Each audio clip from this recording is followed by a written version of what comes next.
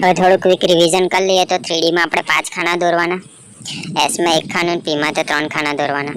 Okay, એક ખાનામાં 2 આવશે ઉપર નીચે, બરાબર. જો 7 આપેલા હોય તો 5 આવી રીતના દોરવાના, પછી પાછું ચાલુ કરવાનું પહેલેથી. હવે એક ખાનામાં 2 જ આવશે. 4S માં પણ એક ખાનામાં 2 આવશે. જો 2 આપેલા હશે તો એક ઉપર નીચે દોર નાખવાના 2, બરાબર. અહીં સુધી કરવાનું. હવે જો યાદ રાખવાનું, યાદ રાખ્યું. હવે જો લેગેન્ડ છે કે અનલિગેન્ડ છે, તો જે NiCN આવું બધું આપણે દાખલામાં જોઈ ગયા. તો પાછળનું લેગેન્ડ છે કે ઓછું લેગેન્ડ છે એ નક્કી કરવાનું સૌથી પહેલાં તો જે જો લેગેન્ડ હશે ને તો એનું યુગ્મીકરણ થશે, મતલબ કે બધા જોડામાં આવી જશે, બરાબર. એના પછી નક્કી કરવાનું કે બધા જોડામાં કમ્પ્લીટ આવી ગયા, ફિટ થઈ ગયા, તે પ્રતિચુંબકીય છે, બરાબર. અને યુગ્મીકરણ કર્યા પછી જો એક કંઈ જો બાકી રહી ગયું ને એ અયુગ્મ છે એવું કહેવાશે. જો એક પણ બાકી રહી ગયું તો અયુગ્મ એટલે કે અનુચુંબકીય છે, એનો આકાર સમચતુષ્કોણીય છે.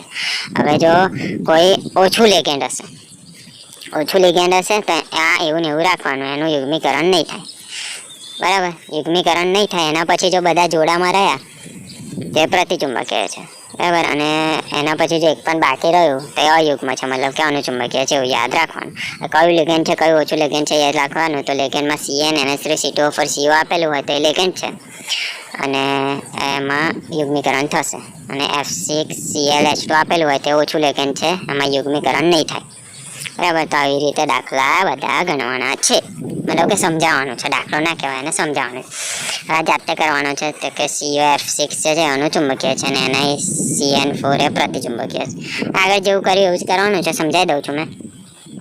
આમાં પહેલા CO છે ને NI છે, બંને અલગ અલગ છે તો બંનેનું અલગ અલગ કરીશું. પહેલાં CO નું લખીશું. અહીંયા આગળ સૌથી પહેલાં તો CO છે તો એનું Z લખી દેવાનું. પહેલાં તો અહીંયા આગળ 6 છે ઉપર 3 છે, મતલબ કે 3 રહેશે તો +3 ઓક્સિડેશન અવસ્થા થશે એની.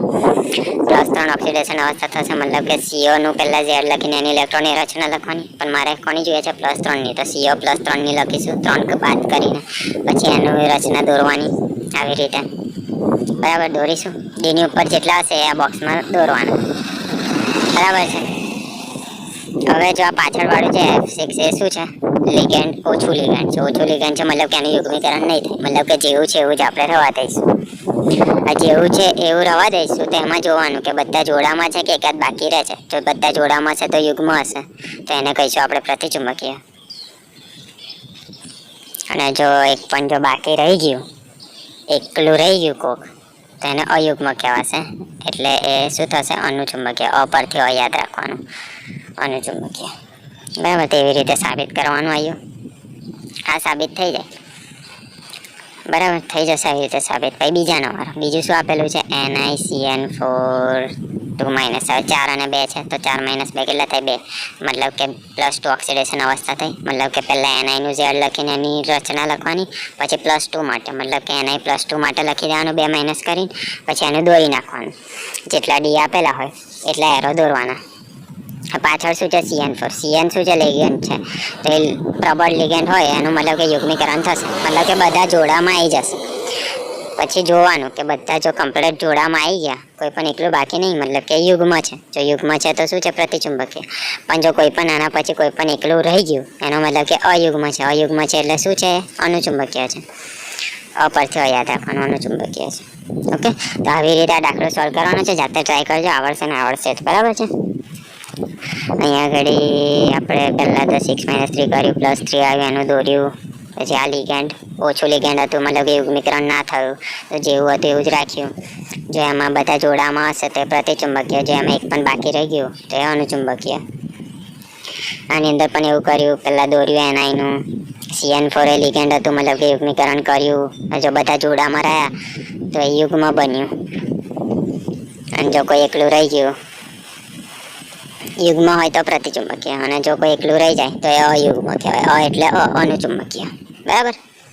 આવી રીતે યાદ રાખવાનું. બીજો NiCO4 છે એ ચુંબકીય છે અને એમાં sp3 સંકરણ થાય છે, સમજાવવાનું. આપણને જાતે કેવી રીતના સમજાવું. સૌથી પહેલાં આની અંદર એક જ આપેલું, તો પહેલાં તો NI નું Z લખીને એની રચના દોરીશું. અહીંયા 4 છે, ઉપર કશું નહીં, મતલબ કે એની ઓક્સિડેશન અવસ્થા કેટલી છે, 0. આગળ એક દાખલો ગણી ગયા 0 છે, મતલબ કે આવ્યું જે NI વાળું લખીશું ને એ જ આપણે સેમ ટુ સેમ લખવાનું. એનો ઝેડ 28 છે તો શું થશે AR 3D ની 4S 8 તે ડી ની ઉપર ને 2 તેસ ની ઉપર. આની જ ઇલેક્ટ્રોનની રચના દૂર નાખવાની કમ કે 0 છે તો 1 2 કેટલા છે 8 5 6 7 ને 8 અને 4S ની ઉપર પણ 2 છે કેમ કે 0 છે એટલે તો 2 દૂર નાખવાના અને 4P માં 3 બરાબર એવું ને. હવે શું કરીશું તો કે પાછળનું CO જે છે એ લિગેન્ડ છે મતલબ કે યુગ્મીકરણ થશે તો આ U જે છે આની પાસે આવતું રહેશે બરાબર. તો ફરીથી દોરવાનું જેટલા જોડામાં છે એટલા લખી દેવાના પછી IU જે છે આની પાસે આવતું રહેશે અને જે આ 4S વાળું છે ને એ ખાલી જગ્યામાં જતું રહેશે બરાબર. તો આ 4S વાળું એક રહેશે અને આ 3 રહેશે ભાઈ જેટલા ખાલી થશે ને તો અહીંયા આગળ બધા યુગમાં છે કોઈ પણ એકલું નહીં તો એનો મતલબ કે યુગમાં છે એટલે કે શું છે પ્રતિચુંબકીય છે બરાબર. બીજું સંકરણ શોધવાનું છે તો કે S પાસે એક ખાલી D પાસે કશું નહીં અને P ના 3 હોય તો P પાસે 3 ખાલી તો સંકરણ શું મળ્યું મને SP ઉપર 3 આ જ જોતું તું મારે SP3 સંકરણ છે સમજાવવાનું હતું બસ આવી રીતે સમજાવવાનું છે બરાબર. આ બધા જોડામાં હતા એટલે યુગમાં હતું એટલે પ્રતિચુંબકીય હતું બરાબર. તો આવી રીતે સમજાવી દેવાનું ઓકે. આ બીજું પણ જાતે કરવાનો છે આમાં પણ સમજાવી દઉં શું છે CrNH3 છે પ્રતિચુંબકીય છે અણુ છે અને Na વાળું પ્રતિ છે બંને અલગ અલગ છે તો બંને અલગ અલગ રીતે કરીશું. પહેલા Cr વાળું આખું લખી દઈશું પાછળ શું છે 6 અને -3 કેટલા રહેશે 3 તો +3 ઓક્સિડેશન અવસ્થા. પહેલા Cr નો ઝેડ લખીને એની ઇલેક્ટ્રોનની રચના લખી દેવાની પછી +3 માટે કરવાનું તો Cr +3 થશે પછી રચના દોરી દેવાની પાછળ NH3 છે NH3 શું છે લિગેન્ડ છે જો લિગેન્ડ હોય તો શું થશે યુગ્મીકરણ થશે મતલબ કે બધા જોડામાં આવશે અને બધા યુગમાં બનશે એટલે કે જોડામાં તો આવશે જ પણ આની અંદર એક પ્રોબ્લેમ છે જોડામાં તો આવશે જ પણ યુગમાં હશે તો પ્રતિચુંબકીય બનશે ને અયુગમાં હશે ને તો અનુચુંબકીય બનશે. વાળું યાદ રાખવાનું બરાબર. અયુગમાં જો રહ્યા કોઈ એક બાકી રહ્યું કોઈ એકલું બાકી રહ્યું તે અનુચુંબકીય કહેવાશે. આની અંદર યાદ રાખવાનું કે રકમમાં છે ને યુગમાં હોય તો પ્રતિચુંબકીય અને અયુગમાં હોય તો અનુચુંબકીય. તો અહીંયા રકમમાં આપી દીધું છે કે યુ અનુચુંબકીય છે સમજાવવાનું તો એ અયુગમાં જશે ને તો જ અનુચુંબકીય બનશે મતલબ કે એકાદ તો બાકી રહેશે જ બરાબર. બીજાનું લખવાનું NiCN4 -2 4માંથી 2 જાય તો 2 તો +2 ઓક્સિડેશન અવસ્થા થઈ તો Ni+2 માટે મેં દોરીશ ઓકે બધું દોરીશ Ni+2 માટે. એમાં CN છે CN પાછળ છે તો CN એ શું છે લિગેન્ડ છે મતલબ કે એનું યુગ્મીકરણ થશે. આ યુગ્મીકરણ કર્યા પછી એ જો યુગમાં હશે બધા જોડીમાં હશે તો એને પ્રતિચુંબકીય કહીશું તો જો કોઈ એકલું બાકી રહી જશે તો એને અનુચુંબકીય કહીશું. અહીંયા આગળ આપેલું છે કે પ્રતિચુંબકીય છે સમજાવવાનું છે મતલબ કે આ બધા યુગમાં હશે તો જ પ્રતિચુંબકીય થશે ને મતલબ કે બધા જોડામાં જ હશે બરાબર. આ યાદ રાખી લેવાનું.